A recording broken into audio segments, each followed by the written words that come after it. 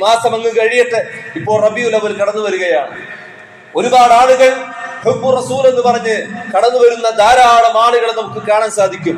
എത്ര ആളുകൾ ഈ പറയപ്പെട്ട ഹുബ്ബു റസൂൽ എന്ന് പറഞ്ഞ് റോഡ് നീളെ മോശമായി പാട്ടുകൾ പാടി മോശമായ ഹറാമിന്റെ പ്രവർത്തനങ്ങൾ ചെയ്തുകൊണ്ട് ഹുബ്ബു റസൂൽ ആഘോഷിക്കുന്ന ആളുകളുണ്ടെങ്കിൽ നബി സല്ലല്ലാഹു അലൈഹി വസല്ലമയുടെ ഒരു സ്വഹാബി പോലും കാണിച്ചു തരാത്ത റോഡ് നീള ആളുകളെ ശല്യപ്പെടുത്തി പാട്ടുപാടി മ്യൂസിക് പോലെയുള്ള ഹറാമുകൾ ചെയ്ത് ആണും പെണ്ണും കൂടിക്കലർന്ന് അല്പവസ്ത്രധാരികളായി നിർബന്ധമായ നമസ്കാരത്തെ ഒഴിവാക്കി ഈ രൂപത്തിൽ ആരെങ്കിലും ഹുബ്ബു റസൂൽ എന്ന് പറഞ്ഞു പോകുന്നുവെങ്കിൽ അന്നത്തെ ദിവസം അവർ ആരെങ്കിലും സുബഹിന്റെ ജമാഅത്തിന് പള്ളിയിൽ പോയിട്ടുണ്ടോ എന്ന് ചോദിച്ചാൽ ഒരുപക്ഷെ അവർക്ക് മറുപടിയില്ല. കാരണം ഞങ്ങൾ കഴിഞ്ഞ ദിവസം നാളത്തെ ഹുബ്ബു റസൂൽ അല്ലേ, നാളെ നബിദിനമല്ലേ എന്ന് കരുതി അതിനുവേണ്ടിയുള്ള തയ്യാറെടുപ്പുകൾ ഞങ്ങൾ നടത്തിയപ്പോൾ ഉറക്കിൽപ്പെട്ടുപോയി.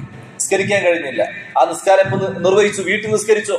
അപ്പോഴും എനിക്ക് കഴിഞ്ഞില്ല. കാരണം 8 മണിക്ക് എനിക്ക് അതല്ലെങ്കിൽ 9 മണിക്ക് ഇന്ന കാര്യത്തിന് റാലിക്ക് വേണ്ടി പോകാനുള്ള തയ്യാറെടുപ്പുകൾ നടത്തി നിസ്കരിച്ചില്ല.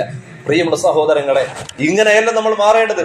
അള്ളാഹുവിന്റെ റസൂലിന്റെ സുന്നത്തിനെ പിൻപറ്റുന്ന നമ്മൾ ഈ രൂപത്തിലല്ല മാറേണ്ടത്. നമുക്ക് മുമ്പിൽ എത്രയെത്ര പള്ളികളുടെ കവാടങ്ങൾ മലക്കെ തുറന്നിട്ടുകൊണ്ടിരിക്കുന്നു. എത്രയെത്ര മസ്ജിദുകളിൽ നിന്ന് ഹയ്യ അല സ്വലാ എന്ന് വിളിക്ക് നമ്മൾ എത്ര ആളുകൾക്ക് ഉത്തരം നൽകാൻ കഴിയുന്നു.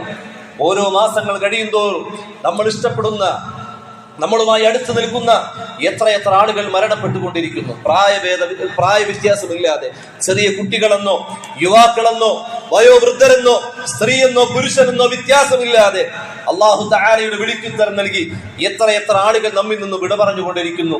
അടുത്ത ദിവസം, അടുത്ത നിമിഷം, അടുത്ത മണിക്കൂറിൽ ഞാനും ഇതേപോലെ മരണപ്പെടേണ്ടവനാണ് എന്ന ചിന്ത പോലും ഇല്ലാതെ ഈ ദുനിയാവിൽ ഇങ്ങനെ താന്തോന്നികളായി ജീവിക്കാനല്ല പ്രിയമുള്ള